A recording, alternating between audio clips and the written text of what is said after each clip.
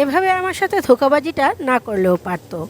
কে করলো ধোঁকাবাজি, বা কী ধোঁকাবাজিটাই করলো আমার সাথে? তাহলে চলো শুরু করি আজকের ব্লগটা। ছোটো মেয়ে বলছিল কয়েকদিন থেকে মা পিঠে খেতে ইচ্ছে করছে। আমি বললাম ঠিক আছে, দাঁড়া বানিয়ে দেব। আর এই চালটা দেখছো লাল রঙের চাল, যেটা লাল ভাত হয়, এটা আমরা খাই গাঢ় সংক্রান্তির দিন। এই চালটা দেশি চাল আমার সোনা কাকা পাঠিয়েছে আমাদের জন্য। আমি ভাবলাম এই চালটা দিয়ে আজকে পিঠেটা করে নিই। তারপর শুরু করলাম পিঠে করার জোগাড় যন্ত্র। প্রথমে আমি একটা মাটির হাঁড়ি বসিয়েছিলাম। মাটির হাঁড়িতে এমন পিঠে করে খেতে খুবই ভালো লাগে, কিন্তু হাঁড়িটা বসাতেই ফেটে গেল। তারপর আরেকটা হাঁড়ি ছিল, সেটা বের করলাম। সেটা বের করে দেখলাম যে সেটা আগে থেকেই ভাঙ্গা। তাহলে কি করব? এবার কিছু করার নেই আমার কাছে উপক্রম। আমি নিয়ে বসলাম লোহার কড়াইটা। সেই কড়াইটাতেও মোটামুটি খারাপ হয় না, ভালোই হয়। প্রথম একটা ছোট্ট করে পিঠে ভেজে আমি দিয়ে দিলাম চুলাতে। তারপর শুরু করলাম ঠাকুরের নাম নিয়ে পিঠে ভাজা। খুব সুন্দরই হচ্ছিল। আমার ছোটো মেয়ে দেখে খুব খুশি হয়েছে, বলছে মা ব্রেনের মতন দেখা যাচ্ছে। আমি বললাম ঠিক আছে, এটা ব্রেনের মতনই দেখা যাচ্ছে, খেয়ে এটাকে ব্রেনটাকে আরেকটু সতেজ কর। তারপর এক এক করে পিঠে সব ভেজে নিলাম। তারপর কী করলাম, এদিকে দুধ বসিয়ে দিলাম গরম করতে, আর এদিকে পিঠেগুলোকে ছোটো ছোটো করে কেটে নিলাম। দেশি চাল দিয়ে পিঠেটা করলে খুব ভালোই হয়, আর এটা আগে থেকেও মানুষ দেশি চাল দিয়েই পিঠে করে থাকে। এদিকে একটু গুঁড়া দুধ গুলে দিয়ে দিলাম দুধের মধ্যে। তারপর পিঠেগুলো দিয়ে দিলাম এক এক করে।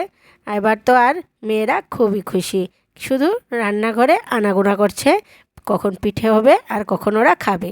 বড় মেয়ে তো বলছিল মা এই পিঠে খেলে রাতে আর ভাত খেতে হবে না। আমি বললাম এখন বাজছে বিকেল 4টা, তাহলে রাতে কেন ভাত খাবি না? পিঠে খেয়ে হজম করতে পারবি না এমন কি কথা আছে? তারপর আমার ছোটো মেয়ে তো এত খুশি, ও বলছে মা আমি তোমাকে ভিডিও করে দিই। এতক্ষণ পর্যন্ত সব ঠিকঠাকই ছিল। সবাই খুশি হয়ে আমরা পিঠেগুলো তৈরি করছিলাম, আর মেয়েরাও ভাবছিল কখন পিঠে হবে, কখন ওরা খাবে। কিন্তু যখনই গুড় দিতে শুরু করলাম, হঠাৎ দুধটা ছেড়ে দিল। মানে এই ধোঁকাবাজিটা এই শেষ সময়ে আমার সাথে না করলেও পারতো। গুড়টা ছিল খেজুর গুড়। খেজুর গুড় ছাড়া আমার হাজব্যান্ড আবার খায় না। দেখে মনটা খারাপ হয়ে গেল, কারণ চিনি দিয়ে যদি আমি করতাম তাহলে আমার হাজব্যান্ড খেত না, আর পছন্দই করেন না চিনি দিয়ে খাওয়া। তাই গুড়ও এনে দিয়েছিল, কিন্তু গুড়টা আমাকে সব খাটিয়ে তারপর লাস্টে গিয়ে আমার সাথে ধোঁকাবাজিটা করলো। দেখেই মনটা খারাপ হয়ে গেল। কিভাবে আমি দেবো সবাইকে? কিন্তু ওরা তো বুঝছে না, ওরা বলছে শুধু মা আমাদের দাও খেতে। আমারও মন মানছিল না কিভাবে ওদের দেব, কিন্তু ওরাও তো এটা বুঝে না ভালো করে। জল লাগতেছে না, এই জল না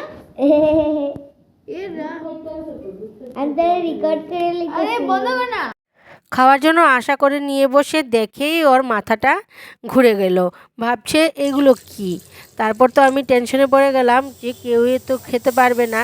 তখন আর কি করব, আমি তো রেখেই দিয়েছিলাম।